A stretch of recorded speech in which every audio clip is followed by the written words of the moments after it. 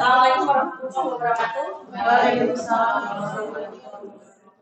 Terima kasih kepada Bapak Ibu guru yang sudah menyempatkan waktunya untuk mengikuti praktik baik dari aksi nyata penerapan budaya positif di sekolah. Di sini saya dan nanti akan bergantian dengan rekan CGP saya yaitu Bu Sri Sari akan menyampaikan apa yang sudah kami pelajari selama ini terkait budaya positif di sekolah. Yang pertama, pembelajaran dengan paradigma baru. Tujuan pendidikan menurut Ki Hajar Dewantara yaitu menuntun segala kodrat yang ada pada anak agar mereka dapat mencapai keselamatan dan kebahagiaan yang setinggi-tingginya baik sebagai manusia maupun sebagai anggota masyarakat. Selama ini kita sebagai guru mungkin apa sih yang seharusnya kita lakukan?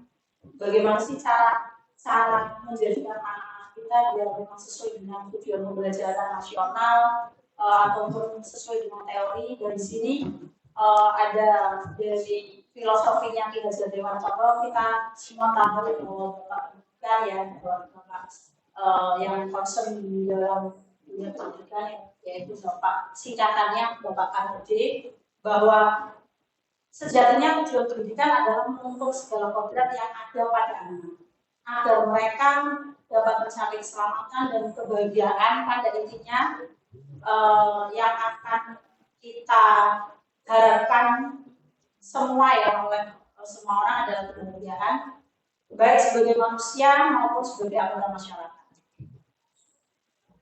Kemudian pendidik itu hanya dapat menuntun tumbuh atau hidupnya kekuatan kodrat yang ada pada anak agar dapat memperbaiki lakunya.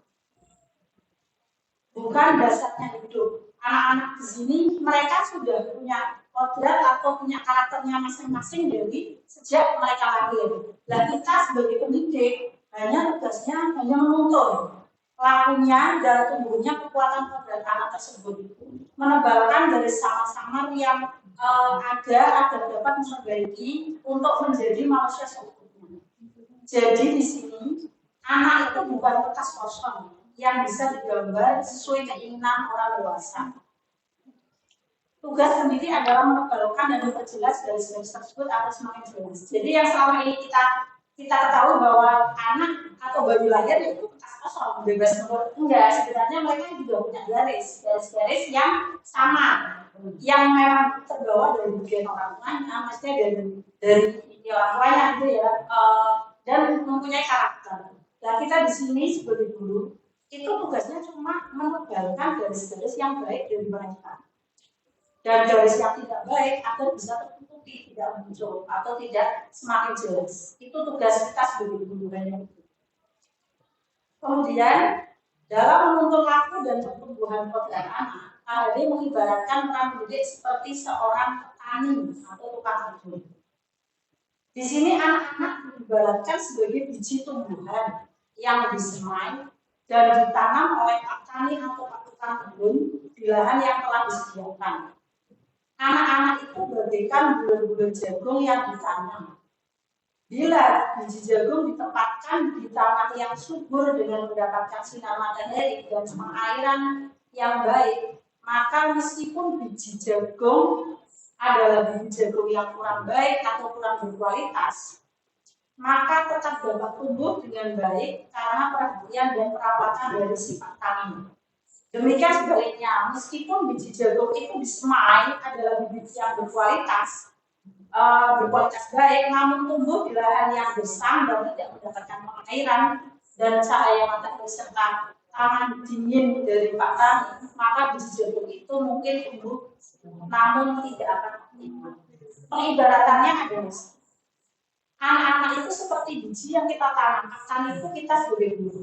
Ketika anak dari biji yang berkualitas maupun tidak, ketika ditanam pada lahan yang dipelihara dengan baik, ya kita di sini memfasilitasi membuat lingkungan belajar yang baik, meskipun bijinya tidak berkualitas atau biji yang berkualitas, maka di sini akan disemai dengan baik, yang harapannya akan menghasilkan lulusan atau input atau apa ya bahasanya yang dimiliki anak menjadi optimal. Ibaratnya seperti itu. Anak-anak itu seperti biji, ketika lahannya baik, mereka akan tumbuh dengan baik. Tetapi ketika lahannya gersang, walaupun dari bibit tumbuh, ya tidak akan menjadi baik. Itu. Jadi kita di sini dulu tugasnya hanya menciptakan ruang belajar dan kemudian belajar anak secara baik. Kita berikan hal-hal positif, karakter yang kuat, maka dari biji yang tadinya biasa-biasa akan tumbuh secara optimal. Harapannya seperti itu, ibaratnya seperti itu. Sebaliknya, ketika biji itu bagus atau input di awal ketika masuk ke sini bagus, tetapi kita berikan pembelajaran yang belajar lahan yang tidak baik, yang optimal itu akan menjadi sia-sia. Seperti itu pengibaratannya Kak Ode. Kemudian lanjut ke kebutuhan dasar manusia. Sejatinya seluruh tindakan manusia itu pasti memiliki tujuan tertentu. Semua yang kita lakukan adalah usaha terbaik kita untuk mendapatkan apa yang kita inginkan. Kita percaya bahwa murid memiliki tujuan di balik perilaku mereka. Salah satunya adalah untuk memenuhi kebutuhan dasar mereka. Di sini kita diajak untuk melihat dari posisi murid. Ketika anak melakukan sesuatu, entah di kelas, di sekolah, pasti mereka karena ingin memenuhi kebutuhan dasar mereka. Misalkan, anak di kelas sering bolos. Kita harus mencoba memahami apa sih kenapa anak ini bolos. Jangan-jangan anak tidak dipenuhi kebutuhan dasar. Dalam artian jangan-jangan pembelajaran yang kita laksanakan membosankan. Kan bisa. Atau dia tidak mendapatkan kasih sayang dari teman-teman sekelasnya. Kan bisa juga terjadi seperti itu. Jadi kita di sini diajak untuk bagaimana sih memahami anak. Karena sejatinya setiap yang dilakukan manusia pasti ada tujuan tertentu seperti itu. Anak terlambat, anak di kelas malas-malasan, atau ada anak yang sering nyemong dan sebagainya, pasti di sana karena anak ada sesuatu yang ingin dipenuhi. Misalkan anak yang sering nyemong, anak ini butuh perhatian seperti itu. Kemudian anak setiap hari datang terlambat. Kenapa sih? Kita perlu tahu apa sih yang menjadikan dia terlambat. Jangan-jangan dia bekerja sampai malam atau apa gitu. Kenapa anak di kelas kok dia nggak mau, istilahnya sering bolos pelajaran kita? Itu perlu dipelajari. Jangan melulu kita langsung cek, bocahnya anak ini pemalas. Nggak boleh seperti itu kita sebagai guru. Berarti kita harus mencoba apa sih? Kenapa anak ini seperti itu? Itu maksud dari filosofi KHD ini. Kita lihat kebutuhan dasar manusia itu ada berapa? Ada 5. Yang pertama, kebutuhan untuk bertahan hidup. Kita di sini bekerja, kita datang tidak terlambat dan sebagainya. Untuk apa kita untuk supaya kita mendapatkan kerja yang bagus, pada akhirnya ya untuk memenuhi kebutuhan bisa bertahan hidup. Kemudian kasih sayang, rasa diterima, kebebasan, kesenangan, dan kekuasaan. Untuk kasih sayang seperti tadi, kita di dalam zaman siswa, kita di komunitas guru saya juga, kita kan ingin dihargai secara teman dan sebagainya. Itu kemudian rasa diterima. Ketika kita mungkin di komunitas di grup, kok jarang muncul sih? Atau karena ketika kita muncul tidak ada yang komen, tidak ada yang menghargai. Kadang seperti itu, pasti kita seperti itu. Kadang kita di komunitas kecil, grup WA atau apa, ketika kita tidak mendapat rasa diterima, pasti ada imbasnya, jadi tidak aktif atau saya malas komen dan sebagainya. Pasti seperti itu. Kemudian kebebasan. Setiap anak juga mengenal kebebasan. Ketika anak disuruh duduk di kelas dia berapa jam dengan full materi yang menurut mereka mana-mana tugas, pasti akan membosankan, pasti itu wajar. Dan karena di situ anak ingin memenuhi kebutuhan dasar mereka, yaitu kebebasan itu. Kemudian kesenangan. Saya sukanya, misalkan dia punya minat apa, saya kalau harus duduk di sini berapa jam, ya pasti juga enggak istilahnya berpecah. Nah di situ dari setiap tindak tanduk anak pada intinya kita sebagai pendidik memang harus tahu apa sih yang memicu anak tersebut melakukan sesuatu. Kemudian ketika seorang murid melakukan suatu perbuatan yang bertentangan dengan nilai kebajikan atau melanggar peraturan, hal itu sebenarnya dikarenakan mereka gagal memenuhi kebutuhan dasar mereka. Dengan memahami kebutuhan dasar yang dibutuhkan, siswa ketika masalah terjadi, penanganan terhadap suatu kasus akan menjadi lebih maksimal dan bermakna. Nah ini, ketika kita sudah mencoba memahami anak melakukan kesalahan, kita tahu ternyata di balik anak melakukan kesalahan itu ada sebabnya. Dengan kita mencoba mengerti, harapannya adalah anak akan merasa terbantu, akan merasa mendapat perlindungan. Jadi harapannya kesalahan-kesalahan atau tindakan-tindakan yang melanggar nilai itu akan berkurang. Kadang kan dulu saya sebelum juga menerima materi ini kan, ketika anak salah, yo harus dihukum. Kan pilihannya cuma itu, ya harus sanksi. Padahal ketika kita memberi anak hukuman, itu anak satu, ketika anak yang memang caranya dia manut, oke lah akan manut. Tapi ketika anak yang punya ego, pasti akan kontra, akan melawan seperti itu. Kemudian ketika disiplin positif, disiplin positif dan nilai berjalan universal. Ketika mendengar kata disiplin, apa yang terbayang di benak panjenengan? Apa yang terlintas di pikiran panjenengan terkait kata disiplin?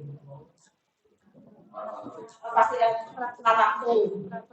peraturan, mesti ke arah peraturan. Disiplin itu ya harus mematuhi peraturan, kan seperti itu ya, Pak. Ada sesuatu yang harus dipatuhi. Itu disiplin. Padahal kata disiplin ini juga sering berhubungan dengan hukuman. Ketika anak tidak disiplin, ya aslinya dihukum, kan seperti itu. Padahal itu sungguh berbeda karena belajar tentang disiplin positif tidak harus dengan menjadi hukuman. Justru itu adalah salah satu alternatif terakhir dan juga perlu tidak digunakan sama sekali. Di sini kita diajak oleh KHB, ayo kita sebagai guru pembelajarannya berpihak pada anak. Kita mencoba mengerti anak. Anak itu dari sananya udah ada karakter yang memang kita harus kembangkan, karakter yang baik. Kemudian setiap perilaku anak, tadi saya urutkan dari materi tadi, setiap perilaku anak pasti ada tujuannya. Entah mereka melakukan pelanggaran, pasti ada yang kenapa mereka seperti itu. Lah yang berusaha dipenuhi adalah tadi 5 dasar kebutuhan dasar. Kalau tidak kesenangan ya kebebasan, kalau bertahan hidup belum, ya itu kita. Kalau anak paling tidak, kalau tidak kesenangan ya kebebasan atau penguasaan, misalkan. Sebenarnya saya bisa loh, Bu, Pak, sama, tapi saya tidak pernah ditunjuk. Nah itu kadang saya jadi malas saya pelajaran ini, misalkan ada yang seperti itu. Gitu. Karena pasti yang dilakukan anak pasti ada alasannya. Itu yang dipegang. Ki Hajar Dewantara menyatakan bahwa untuk mencapai kemerdekaan atau dalam konteks pendidikan kita saat ini, untuk menciptakan murid yang merdeka, syarat utamanya adalah harus ada disiplin yang kuat. Tetapi disiplin yang dimaksud adalah disiplin diri yang memiliki motivasi internal atau yang datang dari intrinsik, motivasi dari dalam, bukan karena peraturan. Itu maksudnya disiplin Ki Hajar Dewantara. Jadi budaya positif di sekolah itu budaya yang lahir dari disiplin positif. Disiplin positif itu bukan bicara peraturan hukuman, tetapi motivasi yang datang dari dalam diri anak. Karena anak sadar, anak tahu, oh kalau saya berbuat seperti ini, saya melanggar keyakinan kelas atau melanggar nilai seperti itu. Kemudian untuk menciptakan lingkungan sekolah yang positif perlu adanya budaya positif. Budaya positif dapat dilakukan dengan adanya penerapan disiplin positif tadi. Disiplin positif adalah disiplin yang datang dari dalam diri sendiri. Anak-anak dibawa di istilahnya kita arahkan untuk dia biar sadar kalau yang dia lakukan tidak sesuai nilai. Itu disiplin positif. Kemudian yang dosen dalam bukunya Restructuring School Discipline menyatakan 3 motivasi perilaku manusia yang dilakukan kita ataupun murid kita itu hanya tiga ini motivasinya. Yang pertama hanya untuk menghindari hukuman atau ketidaknyamanan. Anak tidak datang terlambat, dia berusaha tepat waktu.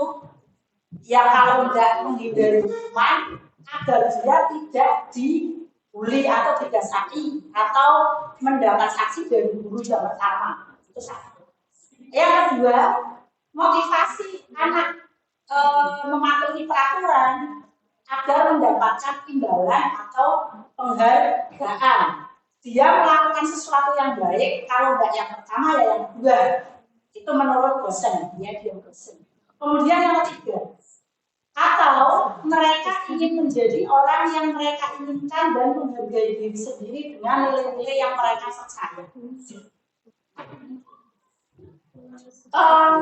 Muaranya atau tujuan akhirnya itu disiplin positif untuk mencapai yang ketiga, yaitu anak-anak sadar dia berdisiplin karena pilihan yang ketiga menjadi orang yang mereka inginkan.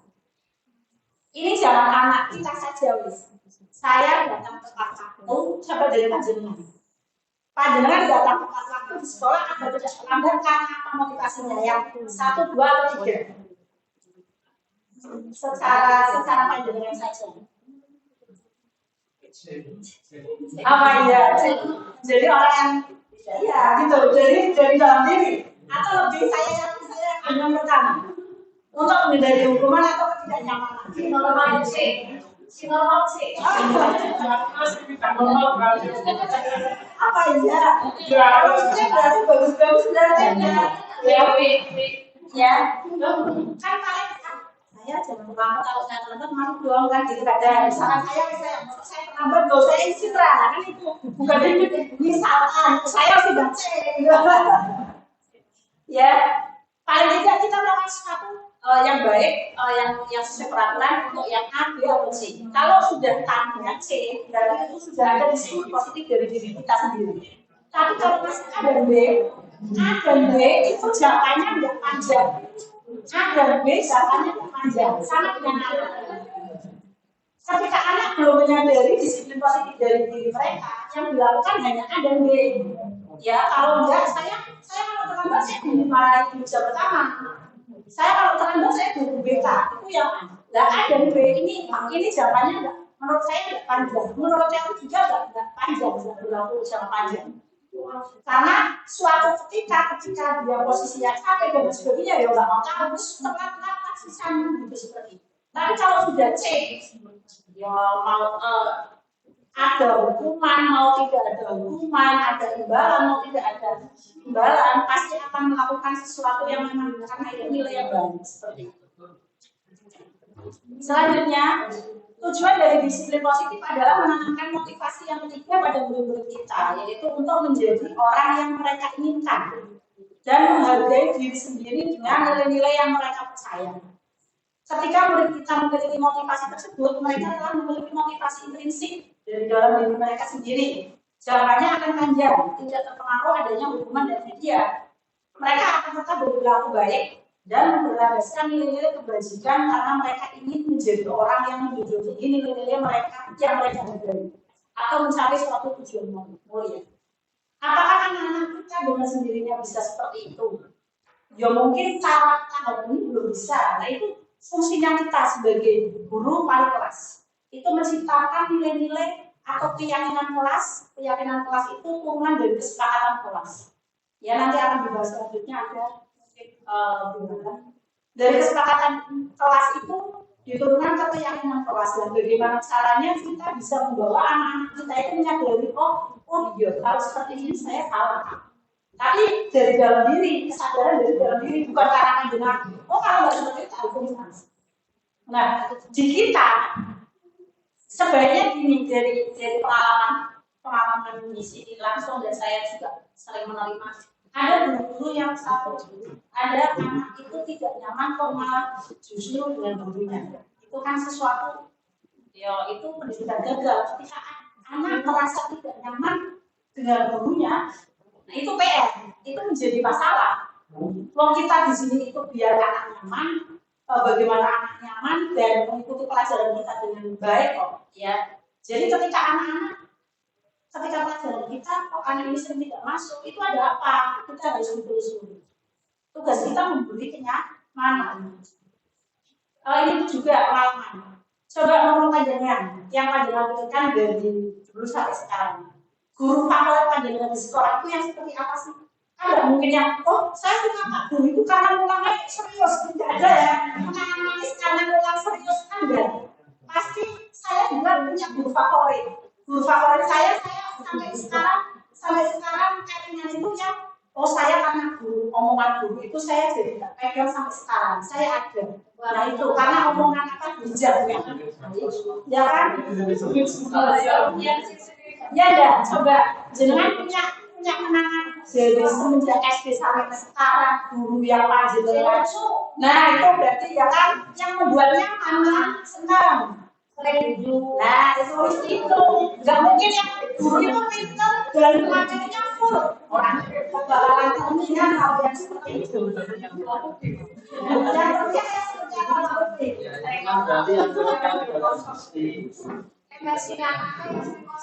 yang tidak menyenangkan dan yang tidak menyenangkan itu bukan penanganan manis, berarti kan penanganan yang membuat dia sayang, ya kan? Traumatik. Nah seperti itu kita harusnya menjadikan anak-anak jangan sampai seperti itu. Saya dulu pernah dituduh nyontek, padahal saya tidak nyontek. Ya, jangan sampai yang seperti itu, atau gara-gara Pak itu mesti sokor hidup akan tenang. Maka jadilah guru yang bisa dikenal anak karena kebaikannya, karena motivasi seperti itu. Iya. Selanjutnya, guru dapat menentukan kemudian boleh cara menjadi satu memimpin dirinya sendiri. Pendidik perlu menciptakan anak-anak yang memiliki diri sehingga mereka bisa berlaku dengan mengantisipasi diri dan universal. Nilai-nilai kebajikan universal itu ya seperti di P5 itu, ya ada disiplin, kreatif, itu nilai-nilai yang universal, tidak terbatas suku agama. Ya di agama manapun yang namanya jujur itu nilai baik kan seperti itu. Itu nilai kebajikan universal. Jujur, disiplin, tanggung jawab, itu namanya nilai universal. Dalam menerapkan budaya positif, guru perlu mengambil peran untuk melakukan restitusi. Ini ada istilah restitusi. Daripada memberi hukuman dan konsekuensi, restitusi mendorong terciptanya disiplin positif pada siswa. Siswa menyelesaikan permasalahannya sendiri sehingga menimbulkan motivasi intrinsik, motivasi yang muncul dari diri siswa itu sendiri. Gosen menyatakan bahwa ini restitusi adalah proses menciptakan kondisi bagi murid untuk memperbaiki kesalahan mereka sehingga mereka bisa kembali pada kelompoknya dengan karakter yang lebih kuat. Terkadang kalau kita memberi hukuman, apalagi di depan kelas, itu akan membekas pada diri anak, bekas yang tidak baik. Kamu kok telat sih ngomong di depan kelas? Akhirnya dia akan merasa, aku harus akan orang kelek banget, ini kelas, ini teman-teman, pasti seperti itu. Jadi ketika kita memberi hukuman, coba kita istilahnya kita posisikan ke pada murid tersebut. Ketika kita di orang di depan teman-teman sekelas, bagaimana rasanya, karena itu akan membekas. Ya, jadi ya. Jadi alangkah baiknya ketika ada suatu permasalahan dengan siswa, jangan lupakan di depan kelas, depan teman-temannya. Kita menjaga mental baik dari murid-murid kita, karena itu akan membekas selamanya. Itu nggak baik untuk perkembangan murid. Ini bedanya hukuman, konsekuensi, dan restitusi. Kalau hukuman itu pasti sesuatu yang menyakitkan harus terjadi. Kamu tidur ya silakan maju depan kerjakan, itu hukuman. Konsekuensi adalah sesuatu yang harus terjadi karena kesepakatan awal. Konsekuensi itu sebelumnya ada kesepakatan. Kemudian restitusi. Restitusi merupakan pilihan yang dimunculkan oleh guru. Kemudian hukuman tidak nyaman untuk murid, anak atau anak untuk jangka waktu yang panjang pasti. Ada membekas juga ketika memang hukumannya menurut anak, oh ini saya tidak sesuai, padahal saya seperti ini udah alasannya ini tapi saya tetap dihukum. Nah itu pasti akan membekas. Konsekuensi tidak nyaman untuk murid, anak untuk jangka waktu pendek. Kalau konsekuensi lebih pendek efeknya. Restitusi menguatkan untuk murid atau anak dalam jangka waktu yang panjang. Kalau konsekuensi kenapa lebih pendek dari hukuman? Karena kalau konsekuensi di awal sudah ada kesepakatan. Kalau kamu seperti ini, misalkan kesepakatan kelas, ketika atribut tidak lengkap, harus denda, itu namanya konsekuensi. Tapi kalau hukuman itu datang dari satu pihak, kamu tidak itu harus seperti itu hukuman. Kalau restitusi itu nanti dibicarakan antara guru sama murid. Kenapa kamu seperti itu namanya restitusi. Kemudian kalau hukuman, murid atau anak akan tersakiti. Kalau konsekuensi, anak dibuat tidak nyaman, saya ternyata menyalahi kesepakatan, nah itu hanya tidak nyaman. Kemudian kalau restitusi, anak malah mendapat penguatan, yang salah saya lakukan salah saya harusnya, tapi dia datang dari dalam diri sendiri karena sudah disadarkan dari proses restitusi tadi. Kemudian perilaku pasif agresif meningkat. Nah ini ketika anak dihukum, ada anak yang istilahnya kok bandel pak, apa ya istilahnya ya, botak, anak-anak otomotif ini. Kalau dihukum ada anak yang mungkin sebagian ada yang menyadari kesalahan, tapi sebagian lagi ada yang ada memberontak. Konsekuensi penguatan hanya bertahan dalam jangka waktu pendek. Restitusi masalah kepercayaan. Kemudian hukuman, murid atau anak membenci peraturan, akan benci dengan peraturan. Kemudian konsekuensi anak menghormati peraturan, restitusi murid atau anak menghormati dirinya dan orang lain. Hukuman mendorong menyalahkan diri, konsekuensi mendorong kepatuhan. Kalau yang restitusi mendorong disiplin positif dari diri anak tersebut. Kemudian untuk hukuman, murid atau anak akan belajar menyembunyikan kesalahan. Konsekuensi, murid akan belajar taat peraturan. Kalau yang restitusi, anak akan diajari untuk memecahkan kesalahan yang dia lakukan. Ini awal seputar restitusi, nanti apa restitusi dan bagaimana selanjutnya nanti akan dilanjutkan oleh unggulan. Di sini garis besarnya adalah yang saya peroleh intinya dari filosofi KHD, bahwa kita guru tidak perlu menuntut lebih pada anak-anak harus bisa ini itu, tidak perlu seperti itu. Kita hanya dibutuhkan untuk menyediakan lingkungan belajar yang nyaman. Kita memberi sesuatu yang baik, maka akan diserap anak dengan sendirinya. Kita perlu menebalkan garis yang baik dan yang tidak baik kita samakan. Karakter yang tidak baik dari anak kita samakan. Kita tampilkan, kita kuatkan karakter anak yang baik-baiknya saja.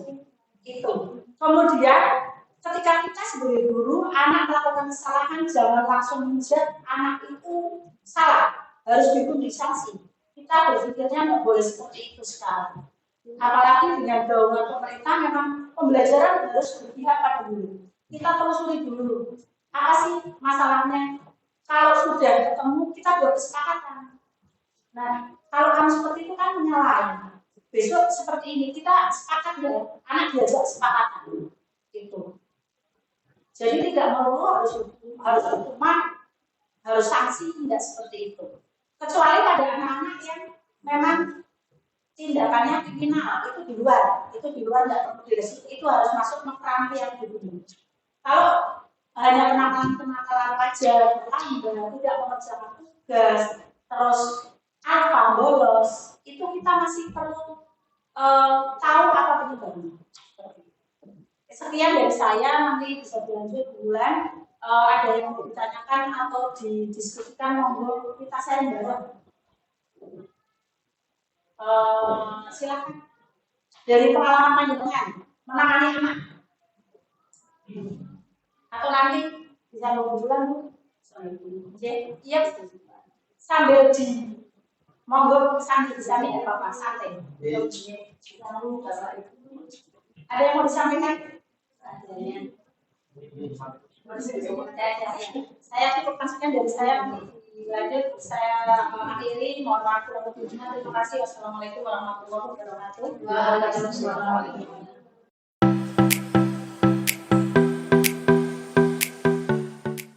Saya mulai. Assalamualaikum warahmatullahi wabarakatuh.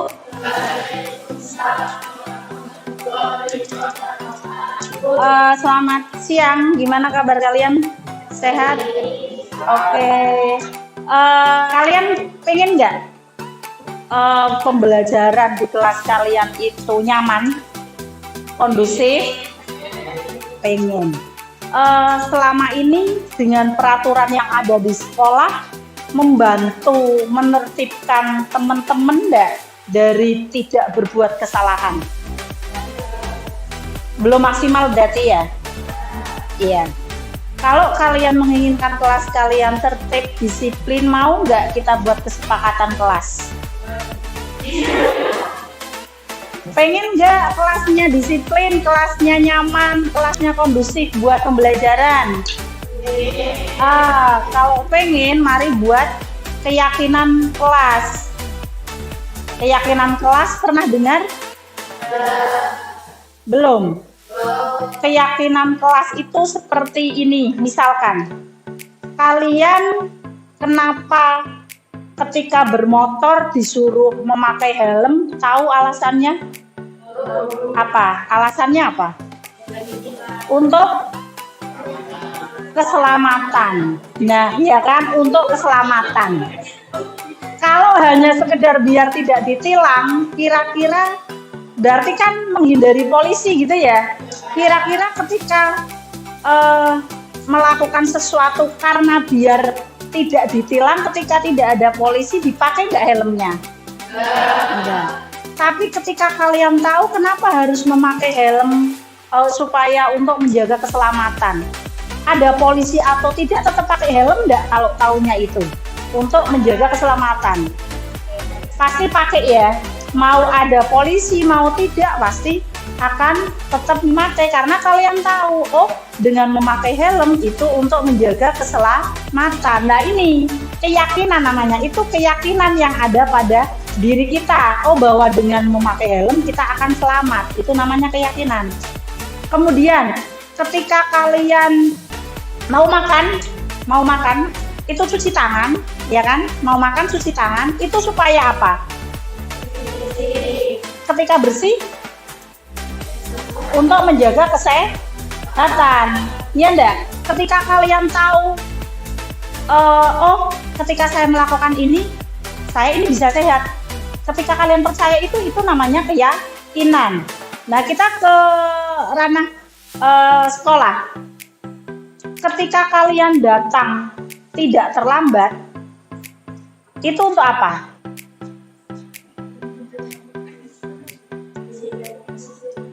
Untuk disiplin, betul. Untuk disiplin. Ketika disiplin itu penting nggak? Penting. Coba bayangkan ketika kalian lagi pelajaran pagi nih, sudah mulai. Kemudian ada teman yang baru masuk. Gimana? Pelajarannya akan fokus tidak? Akan terganggu, ya kan? Iya. Nah, berarti datang tepat waktu itu penting tidak? Untuk tadi disiplin itu menjaga ketertiban, ya enggak? Ya, dengan datang tepat waktu menghargai teman yang lain enggak berarti? Menghormati guru yang ada di kelas enggak?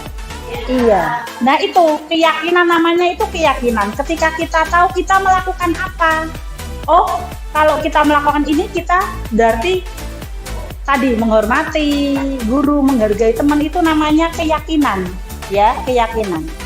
Beda dengan peraturan, misalkan tidak boleh terlambat. Kalau terlambat akan dikenai sanksi. Nah itu kan datang bukan dari keyakinan, ya enggak? tapi karena kita patuh karena ada apa? Ada mari kita buat keyakinan atau kesepakatan yang memang kalian melakukan itu karena tahu nilainya. Nilai apa yang ketika kalian melakukan itu, oh ada nilai yang terjaga gitu loh ya. Oke, nanti saya bagi sticky note ini, silahkan buat keyakinan kelas. Keyakinan kelas boleh seperti tadi, misalkan datang tidak terlambat atau apa. Yang acuannya adalah peraturan. Kalau peraturan sekolah kan lebih ke dilarang, tidak boleh gitu ya. Kalau keyakinan itu lebih halus, kalimatnya lebih positif. Tahu nggak maksudnya? Belum paham. Kalau pengen kelas nyaman, kelas kondusif, kalian harus ngapain? Teman-teman kalian itu harus ngapain? Nah, di situ intinya. Buatlah kesepakatan kelas dulu. Ya. Kesepakatan kelas itu nanti diperhalus kalimatnya jadi keyakinan kelas. Silahkan buat, misalkan seperti tadi contohnya, tidak boleh mengejek. Ya kan, tidak boleh mengejek. Itu kan peraturan atau kesepakatan kelas. Berarti keyakinan kelasnya adalah saling menghormati sesama teman. Itu seperti itu ya. Paham nggak? Bebas kalian mau apa, pokoknya yang membuat kelas kalian nyaman. Buatlah kesepakatan. Nanti dari sticky note ini kalian semua satu-satu nulis, nanti ditempel di sana. Saya akan pilah-pilah, nanti akan saya seleksi. Istilahnya yang sekiranya sama akan jadi satu keyakinan gitu ya. Paham ya? Oke, saya bagi. Silahkan buat sesuai yang kalian inginkan biar kelas ini itu nyaman.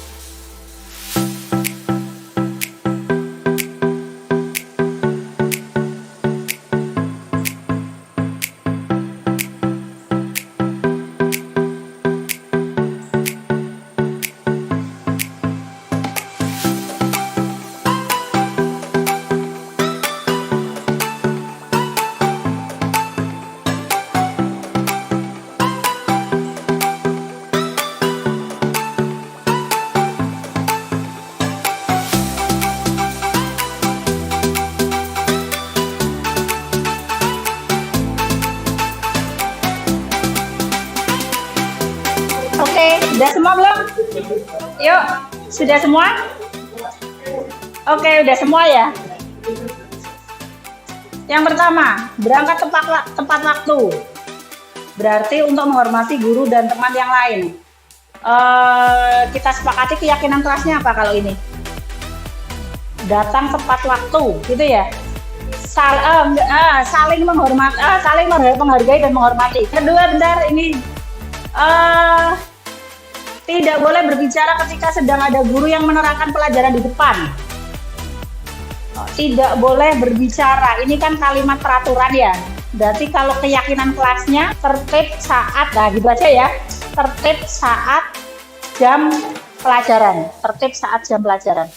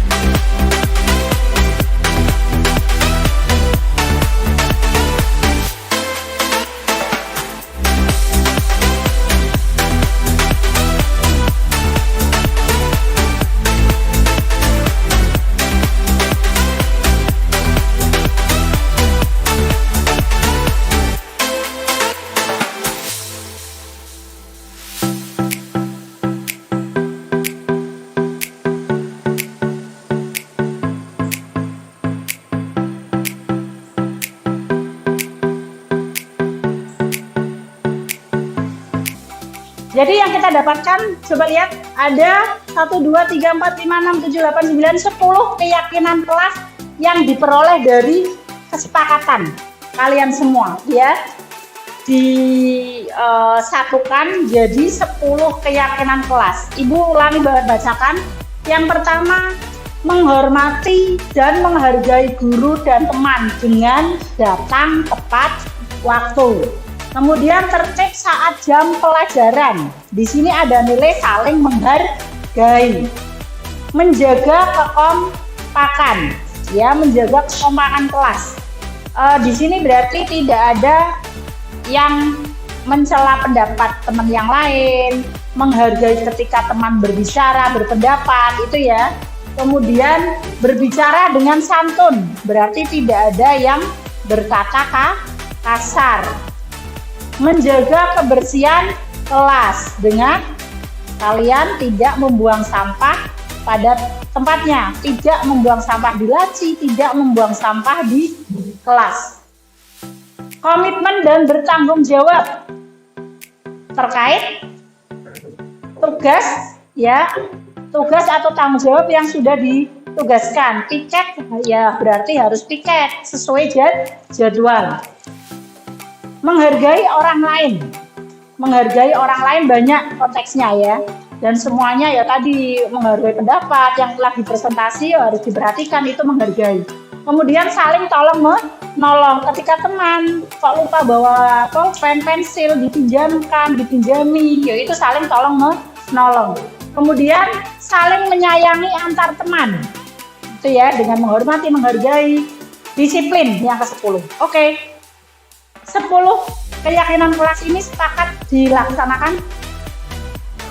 Bisa dilaksanakan? Terus menurut kalian keyakinan kelas penting nggak? Penting. Kalau menurut kalian penting, dengan keyakinan kelas itu menjadikan apa? Ketika ada keyakinan kelas, semua teman patuh atau melaksanakan, jadi apa? Kondusif, nyaman, terus itu aja. Oke, ada yang mau disampaikan? Cukup? Kalau tidak ada, saya cukupkan sekian. Wassalamualaikum warahmatullahi wabarakatuh.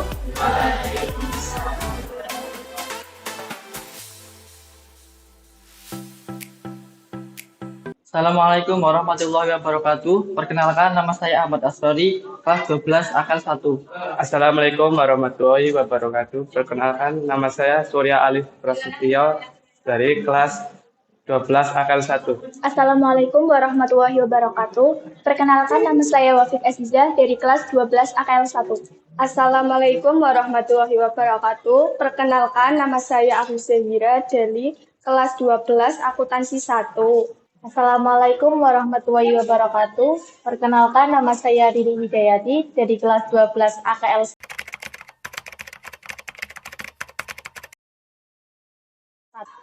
Senang. Sangat senang. Sangat senang, sangat senang, sangat senang. Sangat penting. Sungguh sangat penting. Sangat penting, sangat penting, sangat penting.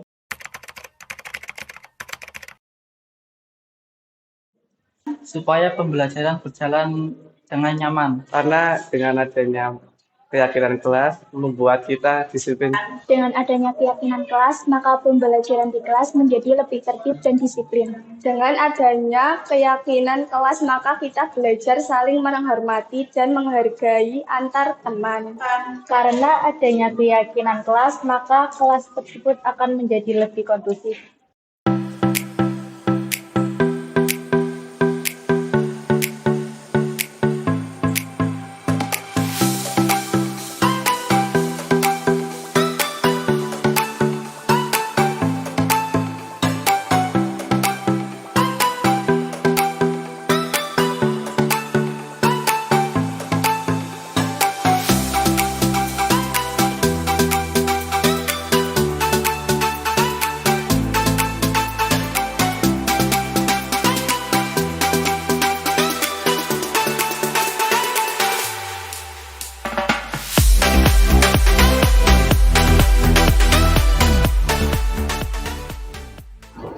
Selamat siang, Wiki. Selamat siang.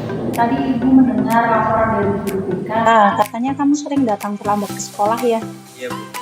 Menurut ingatan kamu sudah berapa kali kamu terlambat? Sudah 5 kali, Bu.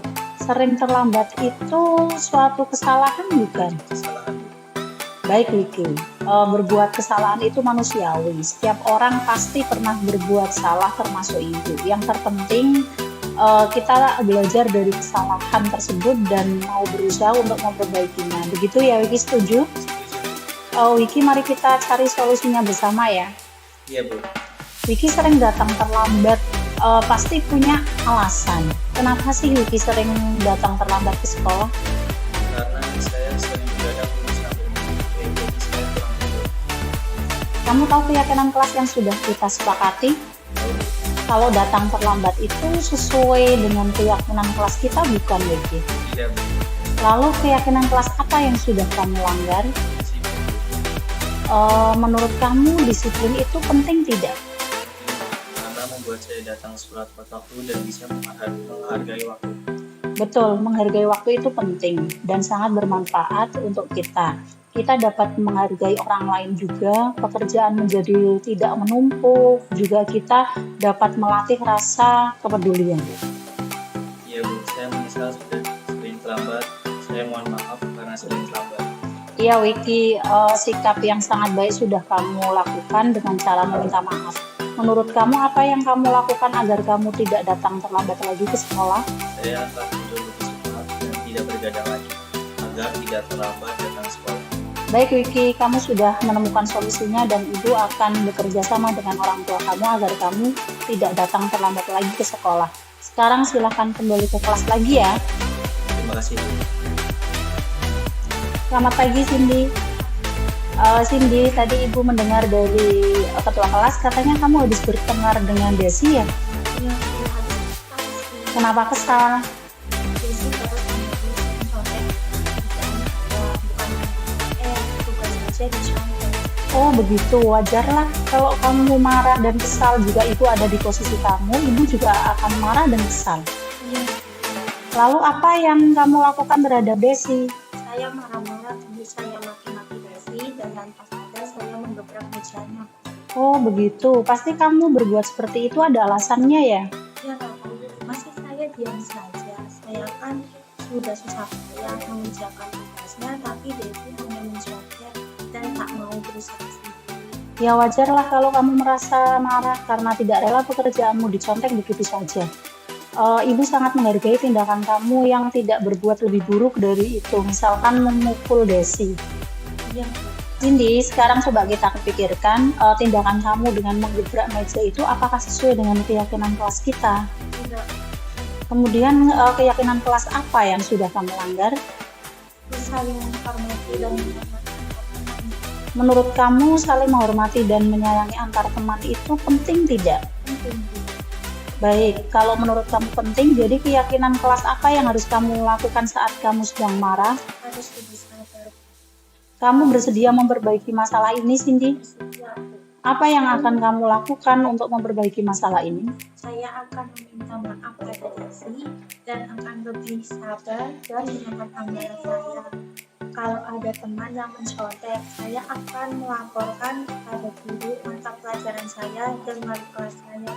Ya, tepat sekali tindakan kamu, Cindy. Tetap semangat ya. Ya, Bu, terima kasih. Sekarang silakan kembali ke kelas. Perkenalkan, nama saya Muhammad Vicky dari kelas 11 akuntansi 5. Terima kasih, Bu Jo. Saya senang sekali diajak diskusi untuk menemukan solusi atas kesalahan yang telah saya lakukan. Dan saya tidak akan begadang lagi supaya tidak terlambat datang ke sekolah. Perkenalkan, nama saya Cindy dari kelas 12 akal 2. Saya senang sekali diajak diskusi dengan Bu Zoom untuk dapat mengendalikan diri dari amarah karena perilaku teman sekelas saya. Saya harus banyak bersabar dan menghormati teman-teman.